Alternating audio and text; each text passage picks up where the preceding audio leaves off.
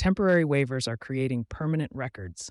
Temporary waivers are designed to solve immediate problems. They allow systems to keep moving when normal rules no longer align with real world conditions. What they are not designed to do is disappear.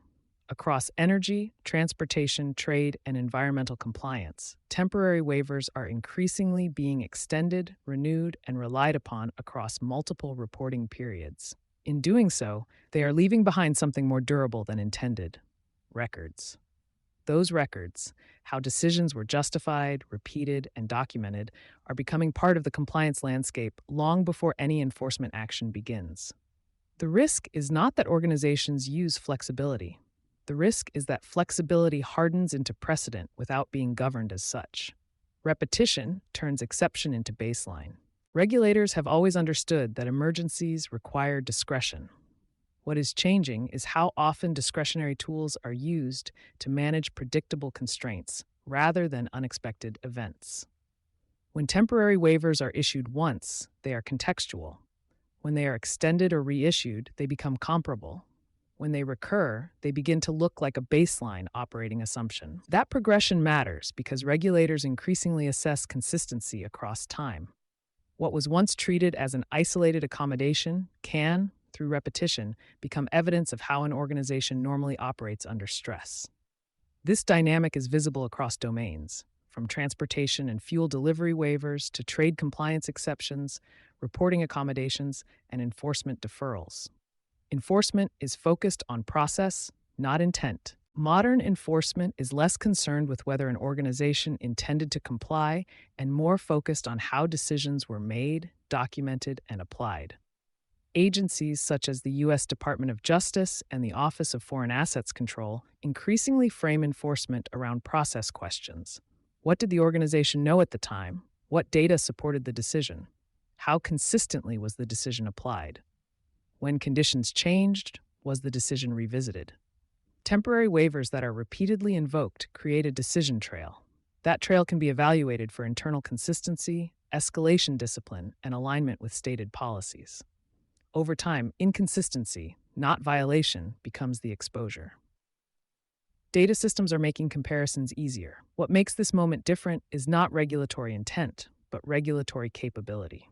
Agencies now routinely use analytics to compare decisions across regions, waivers across time periods, exceptions across business units, and justifications across similar fact patterns. This is not limited to one domain. Trade authorities analyze repeated licensing and screening outcomes. Environmental regulators compare disclosures year over year. Transportation agencies track waiver usage across states and seasons.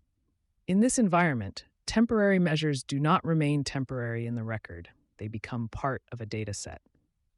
Waivers create governance obligations, whether recognized or not. Many organizations treat waivers as operational tools rather than governance artifacts. That assumption is increasingly outdated. If a waiver enables delivery commitments, supports continuity claims, or underpins compliance narratives, then it warrants the same internal scrutiny as any other material operational assumption. The governance gap emerges when emergency flexibility is relied upon without clear ownership, review cadence, or sunset discipline.